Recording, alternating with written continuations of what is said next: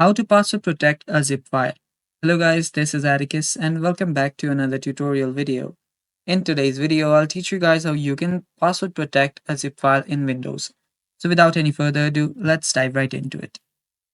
First step is you'll need to find a folder like this. After that, right click on it, and after you right click on it, you'll find the WinRAR option.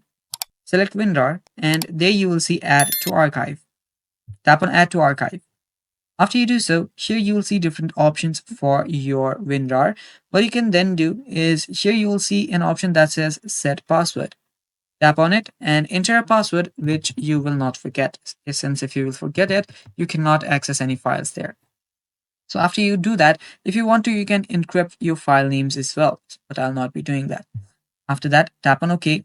And here you can see an option that says delete files after archiving. What this does is after you archive this folder, it will just create a copy of the archive right here, but this will just stay as it is.